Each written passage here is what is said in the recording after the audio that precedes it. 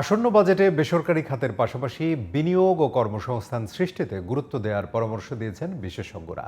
বিনিয়োগের পরিবেশ উন্নয়নে রাজনৈতিক স্থিতিশীলতা এবং বেকারত্ব মোকাবেলায় দক্ষ মানব সম্পদ গড়ে তোলা জরুরি বলে মত তাদের। আসছে বাজেটে দেশি বিদেশি বিনিয়োগ আকর্ষণে দীর্ঘমেয়াদী পদক্ষেপের পাশাপাশি নতুন উদ্যোক্তা সহায়ক নীতি থাকবে বলে জানিয়েছেন অর্থ উপদেষ্টা ডক্টর সালেউদ্দিন আহমেদ।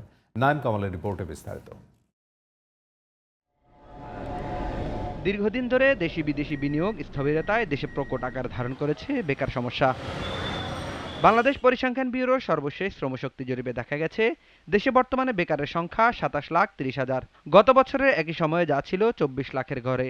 বর্তমানে বেকারত্বের হার বেড়ে হয়েছে ৪.৬৩%। বিগত সরকারের সময় বিনিয়োগ ও কর্মসংস্থান সৃষ্টিতে কোনো অগ্রগতি না থাকলেও বছর বছর উচ্চ জিডিপি প্রবৃদ্ধি অর্জনের আষাঢ়ে গল্প ছিল নৈমিত্তিক। উচ্চ প্রবৃদ্ধি অর্জনের অবাস্তব লক্ষ্যমাত্রা নির্ধারণ না করে বাস্তবায়নযোগ্য এবং বিনিয়োগ ও কর্মসংস্থান সহায়ক বাজেট প্রণয়নের পরামর্শ অর্থনীতিবিদদের। এবং দিন শেষে সত্যিকার অর্থে বিনিয়োগকারীরা এক ধরনের নিশ্চয়তা চাবেন। সুতরাং একটা রাজনৈতিক বন্দোবস্তের নিশ্চয়তা যতক্ষণ না আসছে ততক্ষণ পর্যন্ত বিনিয়োগকারীরা কিন্তু অপেক্ষায় করবেন। সুতরাং আমি মনে করি যে আমরা এখন যেই সংস্কার নিয়ে বিতর্ক চলছে, ইলেকশনের টাইমলাইন নিয়ে বিতর্ক চলছে, এই জায়গাগুলোতে দ্রুত নিষ্পত্তি দরকার আছে। তবে বিনিয়োগ ও কর্মসংস্থান বাড়াতে সবার আগে প্রয়োজন রাজনৈতিক স্থিতিশীলতা। একই সাথে দক্ষ মানব সম্পদ তৈরিতে পদক্ষেপ নেওয়ার তাগিদ বিশেষজ্ঞদের।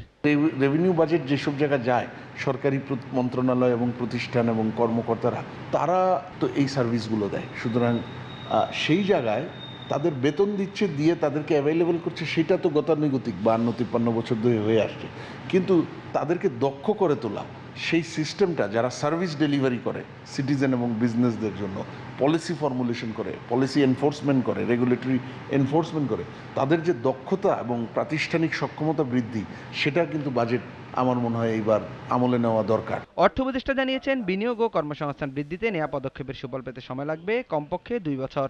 নতুন উদ্যোক্তাদের মূলধন জোগাতে সহায়তা দিতেও উদ্যোগ থাকবে বাজেটে। বিনিয়োগটা মেজর ইস্যুটা হলো, প্রথম হলো লোকজনের কনফিডেন্স। এখন এটা ট্রু যে আমরা ইলেকশন করব মনে হতে, কারণ পলিসি কন্টিনিউটি আর লোকজনের কনফিডেন্স লাগে। কারণ যে বিনিয়োগ করবে দেশে বিদেশে, সেটা আমি বিনিয়োগ করে দিতে থাকতে হঠাৎ করে বিষয় আসবে। তবে আমাদের একটা সুবিধা, পলিসি কন্টিনিউটি আছে, আমাদের বাজেটটা কিন্তু ২৫, ২৬, ২৭, ২৭ পর্যন্ত কিন্তু যাবে বাজেটটা। অর্থাৎ অ্যাটলিস্ট ২ বছর ওরা বুঝতে পারবে কি। ব্যবসার পরিবেশ উন্নয়নে আইন শৃঙ্খলা পরিস্থিতি নিয়ন্ত্রণ এবং বিনিয়োগকারীদের আইনসঙ্গত সুযোগ সুবিধা বাড়ানোর পরামর্শ বিশেষজ্ঞদের। Naim Kamal, GTV news, Dhaka.